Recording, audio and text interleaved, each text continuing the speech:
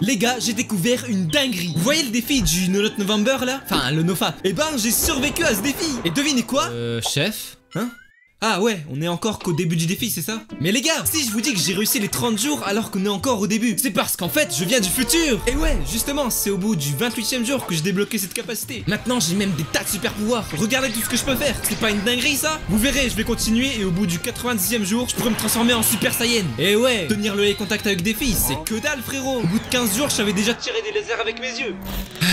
Ça, c'est comment les précurseurs du NoFap nous vendent les résultats de leur challenge. Mais vraiment, hein, j'exagère à peine. Bon, pour ceux qui sont bloqués en 2016 là, le No Nut November, c'est un défi qui consiste à ne pas se McFly le Carlito pendant tout le mois de novembre. C'est-à-dire 30 jours. Je me demande comment c'est possible de tenir aussi longtemps. C'est 2 fois plus que des vacances scolaires, sauf que quand t'es en vacances, le temps il passe aussi vite qu'un week-end. Alors que un jour sous NoFap, frérot, j'ai l'impression d'être dans la salle du temps. C'est toi Mr Beast là, avec ce défi de fou. Même lui, il ose pas faire plus de 7 jours. Mais sinon, par rapport au défi, on va retrouver 2 écoles. Avec dans un premier temps, tous les gens qui vont faire des mèmes dessus et se les partager. Personne. Les mecs en novembre. T'as un Supercell à 2 doigts d'ajouter l'élixir blanc là.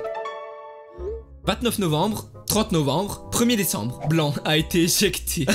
Ce qui me fume, c'est le détail du skin avec le PQ. Non, eux, tu vois, on les aime bien. Chaque année, ça fait des nouvelles blagues et tout. Franchement, super good vibe. Et c'est justement tout le contraire de la deuxième école, les adeptes du dev perso. Je vais pas te parler des vidéos du type comment le NoFap a changé ma vie.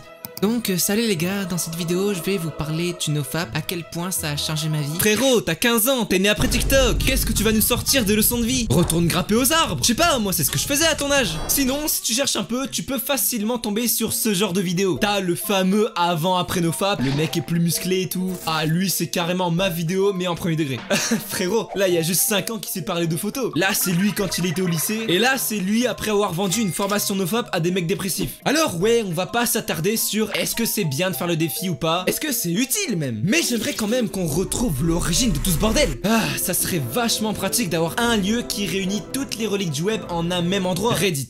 Ah mais 90% de ce que tu vois sur internet c'est né là-bas. Du coup le forum NoFap avec quand même 1 million de membres. Enfin membres inactifs si tu vois ce que je veux dire. Mais bon, je pense qu'on peut enlever quelques zéros si on compte uniquement les gens qui tiennent le défi. Mais en vrai sur Reddit, à part trouver des témoignages plutôt banals, bah y a rien de fou. Non, pour découvrir qui tire les ficelles, faut chercher sous la face cachée de l'iceberg. Ça commence bizarrement à se transformer en une vidéo de Feldup là. Findings 153, la face cachée des précurseurs du NoFap. 1 million de vues easy. Après je suis pas Feldup, donc faudrait que tu t'abonnes pour en arriver là un jour. Alors peu de gens le savent, mais il existe plusieurs communautés et Discord dédiés au NoFap. T'as sûrement du mal à t'imaginer le délire, et heureusement d'ailleurs. Mais moi je suis trop curieux, je veux connaître l'origine de la timeline du NoFap. Est-ce que je peux devenir immortel si je tiens mon NoFap pendant 1 an? Pour le savoir, je me suis rendu à l'entrée de 2 d'entre eux, NoFap France et le royaume du NoFap. Ouais, on va d'abord aller sur NoFap France. Halt!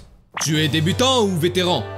Comment ça frère? Choisissez votre statut si vous voulez avoir accès à la communauté. Ah les gars, on va mettre débutant hein. Non, je vous promets c'est juste pour le RP. Du coup, je suis parti check un peu tous les salons. Bon, ça a pas l'air très actif, mais je suis quand même tombé sur ça. Alors, jour NoFap. Actuellement en NoFap, tu es... What?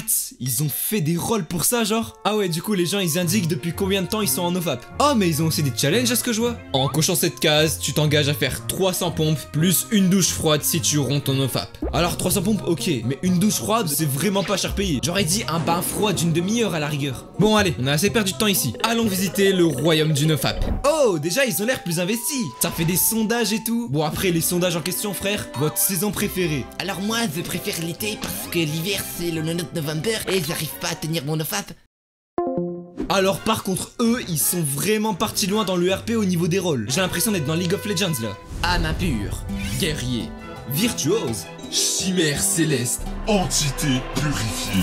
Finalement, en continuant mon expédition au sein des communautés NoFap, j'ai enfin trouvé ce que je cherchais. Les gars, j'ai devant moi la vidéo qui nous explique la timeline complète du NoFap. Il est temps de révéler tous ses secrets au grand jour.